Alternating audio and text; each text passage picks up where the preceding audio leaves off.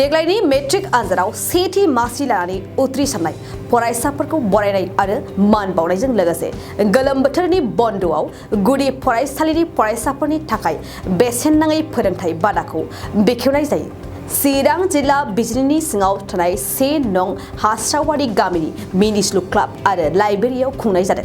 बे हाबाफारियाव गाहाय आलासि महरै बिजनी दखरा एबसुनि आफादगिरि सुबिलाल दैमारिया बाहागो लायो। बिथाङा बाहागो लानानै फरायसाफोरखौ इयुन सोलोंथाइनि थाखाय बेसेन गोसा बिबुंथिजों थुलुंगाखांहोयो। हाबाफारियाव फरायसा आरो ओनसोलनि गोबां मेलेमजिबि सुबुंफ्राबो बाहागो लादों। सेनं हास्रावारि मिनिस्लु क्लाब आरो लाइब्रेरिनि बानजायनायाव 2023 मायथाइनि मेट्रिक आनजादाव उथ्रिनाय फरायसाफोरखौ बरायनाय हाबाफारि बेवहाय बाहागो लाफैनानै जोबोद गोजोननाय मोनदों आरो साफ्रोमबो फरायसाफोरखौ इयुनाव साफा मोजां गुन गोनां फरायसा जानो थाखाय जे मिनिस्लु क्लाब आरो लाइब्रेरिया सिगां बोसोरफोरनिफ्रायनो बायदिसिना हाबाफारिनि गेजेरजों फरायसाफोरखौ गामिनि फरायसाफोरखौ थुलुंगा होबोबाय। बिनि थाखाय मिनिस्लु क्लाब आरो लाइब्रेरिनिसिम साबायखर बावदों आरो आङो थांनाय मेट्रिक आनजादनि सिगां स्क्रिन टेस्टआव पास जानाय फरायसाफोरजों सावरायनाय मेट्रिक आनजाद होनो गोनां फरायसाफोरजों सावरायनाय मेलावबो बाहागो लाफैदोंमोन आरो बै सावरायनाय मेलाव जायफोर फरायसाफ्रा फार्स्ट डिभिजन जानो थाखाय गावखौ कमिटमेन्ट होनानै आंनि सिगाङाव गसंदोंमोन बै फरायसाफ्रा दिनै सेथि थाखो बा उथ्रिसारनो हाबाय। बिनि थाखाय आङो फरायसाफोरनिसिम गोसो गोरबोनिफ्राय बोर सारस्रिबाय, साबायखर बावबाय आरो इयुननि समावबो नैबे मिनिस्लु आरो क्लाब आरो लाइब्रेरिया आरोबाव बेबायदिनो फरायसाफोरनि मोजां खामानि मावलांबाय थागोन बेखौ आं खावलायबाय। आरो देग्लाय गोलोम बोथोरनि बन्द'आव मिनिस्लु क्लाब आरो लाइब्रेरिया एलपि स्कुलनि क्लास 1 निफ्राय लानानै क्लास 5 सिमनि फरायसाफोरनि थाखाय बेसेन नाङै फोरोंथाय बादा बेखेवनानै होदों दिनै बे हाबाफारिनि गेजेरजोंनो।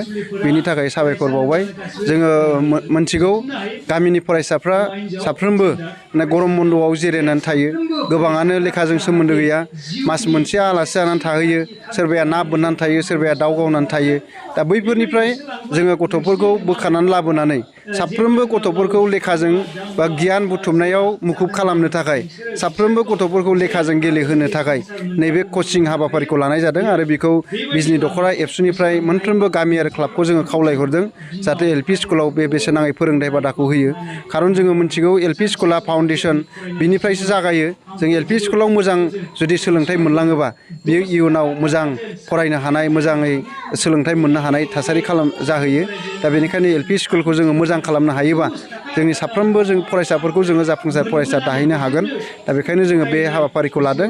दा दिनैहाय जोङो गोलोम बोथोरनि बन्द'आव बिजनी दखरा एबसुआ जोङो देग्लाय क्लास 9-10 नि फरायसाफोरखौबो कचिं होनो थाखाय जोङो थि खालामदों आरो बिनि बेखेवनाय हाबाफारिया फैगोन 3 अक्ट'निफ्राय 5 जुलाइनि गेजेराव जागोन।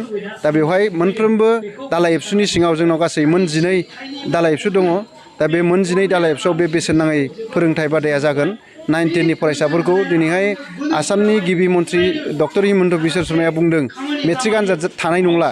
थेवब्लाबो जोङो बे बुंनाय बा सरकारनि जि बिथोनफोर बेखौ जोङो जेबो नेनानै थायाखै। खारन जोङो 9-10 नि फरायसाफ्राबो सोलोंथाइ मोनलांनांगोन। मेट्रिक आनजाया जायाबाबो बिसोर सोलोंथाइखौ लाखानांगोन। बेखायनो जोङो क्लास 9-10 नि फरायसाफोरखौ बेसेन नाङै फोरोंथाइ होनो थाखाय मोनफ्रोमबो दालाइ एबसुआ बिनि हाबाफारिखौ लादों आरो बेखौ जोङो बेखेवना होगोन। आरो बे गरम बन्द'नि गेजेरावनो जोङो मोनफ्रोमबो कचिं सेन्टाराव मोजां जाफुंसार फरायसाफोर लाबोनानै जायफ्रा IIT आव इन्जिनियार खालामगासिनो दङ, मेडिकेल फरायगासिनो दङ, बैसोर जाफुंसार फरायसाफोरखौ लाबोनानै जोङो बेवहाय फरायसाफोरजों सावरायहैगोन, केरियार काउन्सिलिं लागोन कचिंनि गेजेरावनो। आरो जोङो बे गरम बन्द'आव जाहाथे जोंनि लाइमोनफ्रा, जोंनि फरायसाफ्रा आलादिङै थाया, कचिं लाखांनायनि उनावबो बिसोर माबा मोनसे बेस्थ' जानांगोन। जाहाथे जोङो गाज्रि खामानि मावनो, गाज्रि मुवा बेसाद जानो थाखाय गथ'फ्रा बे फारसे साननो खाबु मोना। बेनि थाखाय जोङो गरम बन्द'आवबो जोङो गथ'फोरखौ बेलासि समाव कचिं जोबनायनि उनाव जोङो गेलेनायाव लांनांगोन। मोनफ्रोमबो क्लाबखौ खावलायदों जाहाथे जोंनि फरायसाफोरखौ बेलासि समावबो गेलेनाय फोथाराव लानानै थाङो, बल गेलेहोगोन, बायदिसिना गाव माखौ गेलेनो मोजां मोनो बे गेलेनाय हाबाफारिखौ लाहोनांगोन। आरो जों दखरा एबसुआबो देग्लाय 13 बोसोर बैसोनि गाहायनि जोङो गेलेगिरिफोरनो जोङो बिनि बादायलायनाय हाबाफारि लागोन। आरो मोनफ्रोमबो दालाइ एबसुआ गामिनिफ्राय 13 बोसोर बैसोनि गाहायनि गेलेगिरिफोरखौ, फुटबल गेलेगिरिफोरखौ लिंहरनानै प्लेयार सेलेक्सन खालामनानै लागोन। गेलेगिरि सायख'नानै लागोन बिनि उनाव दख'रा खोन्दोआव इन्टार इउनिट आन्डार 13 फुटबल कम्पिटिसन बेखौ जोङो जागायगोन जुलाइ दाननि जोबनाय फारसेयाव बिनि उनाव जोंनाव दख'रानिफ्राय जुदि दख'रा जोबनायनि उनाव जिल्लायावबो जागोन आरो बियो सेन्ट्रेल एफसुसिम बियो खुंजागोन आन्डार 13 दा बेखायनो जोङो फैगोन गरम बन्द'आव फैगोन 10 जुलाइसिमनि गेजेराव जोंनि दालाइ आफादफ्रा 13 बोसोर बैसोनि गाहायनि गेलेगिरिफोरखौ सायख'नानै लानांगौ आरो बिनिफ्राय जोंनो बिजनि आन्सलिकनि सिङाव जोङो मोनफ्रोमबो दालाइ एबसुआ साथाम गेलेगिरि सायख'ना हरनांगौ आरो जोङो 15 दिननि थाखाय जोङो 13 बोसोर बैसोनि थाखाय फोरोंथाइ बादा होगोन दख'रायाव दा बिनि उनाव जोङो जोंनि 13 बोसोर बैसो सिंनि जे ट्रफि बड'लेण्ड मुंख्लं ट्रफि जोलुर बादायनाय बेखौ जोङो जुलाइनि जोबनाय फारसेयाव खुंहैगोन दा बेखायनो जोङो गासिबो बिथिङाव जोङो थि खालामनानै लांनांगोन जोंनि फरायसाफोरखौ आरो बिनि थाखाय उन्दैनिफ्रायनो थियारि खालामनानै लांनांगोन रावबो देरखानानै सोलोङोबा बियो पारफेक्ट जाहैया बे गेलेनायानो होन बे मोसानायानो होन बे मेथाइ रोजाबनायानो होन बेखायनो जोङो साफ्रोमबो जोंनि इयुन जोलैफोरखौ साफा स्किल गोनां आदब गोनां खालामनानै लांनो थाखाय एलपि स्कुल स्टेजनिफ्रायनो जोङो लानानै थांनांगोन एमइ स्कुल स्टेजनिफ्रायनो जोङो बेखौ गाव माखौ मोजां मोनो गेलेनो मेथाइ रोजाबनो सावगारि आखिनो माखौ मोजां मोनो बेखौ जोङो स्पेसिफिक खालामनानै लांनांगोन बेखायनो जोङो बे हाबाफारिखौ लादों आरो मोनफ्रोमबो बर' गामिनि क्लाब आफाद आरो आइजो आफादनि बिबानगिरि बिथांमोनखौ खावलायहरदों बे हाबाफारिखौ लानांगोन जोङो मोनफ्रोमबो गामियाव लाइजाम हरबाय दालाइ एबसुनि गेजेरजों बि नोंथांमोननि चेनेलनि गेजेरजों जोङो मोनफ्रोमबो गामिनि दैदेनगिरि स्कुल सामलाय आफादनि बिबानगिरि नोंथांमोनखौ खावलायहरदों जाहाथे दान मोनसेनि फोरोंथाइ बादायाव मोनफ्रोमबो गामिया खुनु जोंनिखौ उल्था साना हलासिनो जोंनि लाइजाम हरनायखौ उल्था साना हलासिनो नेगेटिभ लाया हलासिनो बेखौ पजिटिभलि लानानै नोङो दान मोनसेनि थाखाय जाहाथे एलपि स्कुलावबो फोरोंथाइ बादाखौ बेखेवना होयो आरो बिनि गेजेरजों जोङो रंजानाय गेलेनाय गासिबो हाबाफारिखौ लानानै थांफायो बेखायनो क्लाब आरो गासै गामि आफादफोरखौ जोङो नोंथांमोननि चेनेलनि गेजेरजों खावलायबाय 2023-24 सोलोंथाइ बोसोरनि थाखाय गोदान मुं थिसननाय लानानै फैदों डन बस्क' डिग्री कलेज साफागुरिया